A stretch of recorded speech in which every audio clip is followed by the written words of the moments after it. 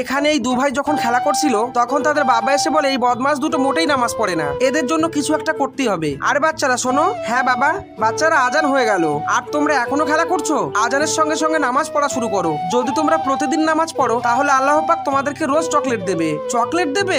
আচ্ছা ঠিক আছে বাবা, আমরা নামাজ পড়বো। এরপর তারা তিনজনে একসঙ্গে নামাজ পড়তে শুরু করে। তারপর নামাজ শেষ করে বাচ্চা দুটো জায়নামাজের তলা থেকে একটা করে চকলেট বের করে, কারণ তাদেরকে নামাজ পড়ানোর জন্য লোকটি বাচ্চাদের জায়নামাজের তলা একটি করে চকলেট রেখে দেয়। এইভাবে বেশ কয়েকদিন কেটে যায়। বাচ্চারা প্রতিদিন নামাজ পড়ে আর চকলেট নিয়ে যায়। তারপর একদিন বাচ্চারা যখন নামাজ পড়ছিল তখন লোকটি এসে বলে, আরে আজকে তো জায়নামাজের তলায় চকলেট রাখতেই মনে নেই। যদি এরা জানতে পারে যে তাদের বাবা মিথ্যা কথা বলেছে তাহলে তো এরা নামাজ পড়াই ছেড়ে দেবে। ইয়া আল্লাহ, আমি তো এজন্যই মিথ্যা বলেছিলাম যেন ওরা নামাজ পড়া শুরু করে। এখন তোমার হাতেই সবকিছু, তুমি কিছু একটা করো। এরপর বাচ্চারা নামাজ শেষ করে ঠিক আগের মতো জায়নামাজটা উল্টায় এবং তারা প্রতিদিনের মতো আজও জায়নামাজের তলা থেকে চকলেট বের করে। তো বন্ধুরা, আল্লাহ চাইলে কি না পারেন। একজন প্রকৃত নামাজি ব্যক্তির দোয়া আল্লাহ পাক কখনোই ফিরিয়ে দেন না।